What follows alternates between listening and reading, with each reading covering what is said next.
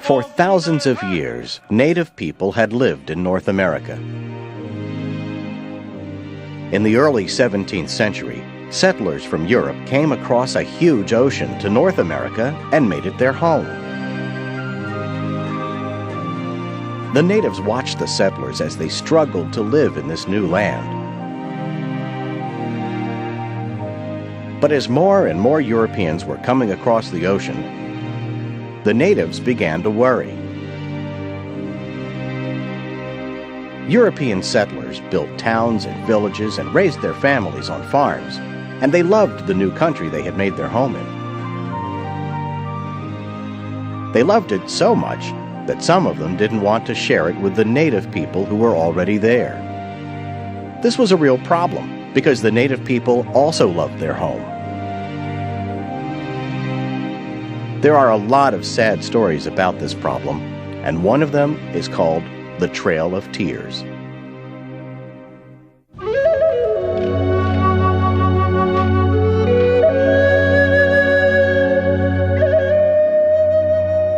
This is the story of a group of Native Americans called the Cherokee that lived in the southeast part of what is now America. By the end of the 1700s, the Cherokee had already lost more than half their land to settlers. The European settlers had formed their own country called the United States, and most people in the United States at this time believed that the Cherokee should be moved far to the west to make room for more people from the United States. Hoping to keep their land, many of the Cherokee people tried to adapt to the ways of their new neighbors. Many of them lived in log cabins, learned to use rifles, and worked with spinning wheels. But adapting to the customs of the American frontiers people was not enough. In the late 1820s, gold was discovered on Cherokee land, and this made the land very valuable to the people of the United States. At this time, Andrew Jackson was President of the United States, and he helped make laws that would allow people to move the Cherokee from their land. The laws took away the rights of the Cherokee people. No Cherokee could mine gold on his own land. No Cherokee could testify in court against a white man. No Cherokee could carry weapons. The Cherokees were forbidden to meet in council. For more than a decade, the Cherokee protested the laws. The Supreme Court even found them to be unconstitutional, but there was no way to enforce this decision.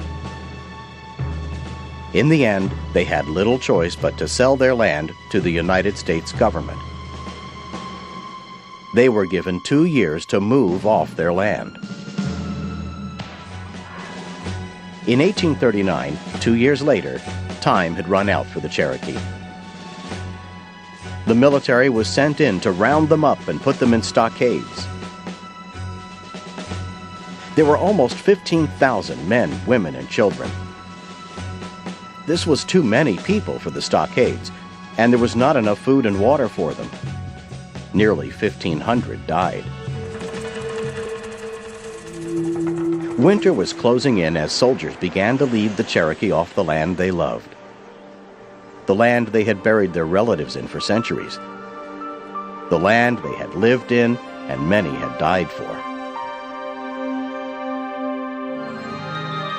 I read in stories that they ran up and they hugged the trees as they left. And every time I come back here, I look around and it's so beautiful here. You know that they grieved.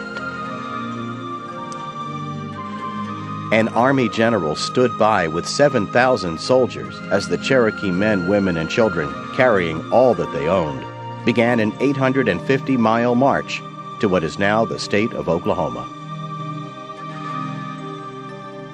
Along the way, about 4,000 died, mostly children and elderly. This was the tragic journey that is known as the Trail of Tears. Removing the native people from land that the United States wanted cost the Cherokee a lot of lives and every last acre of the Cherokee land.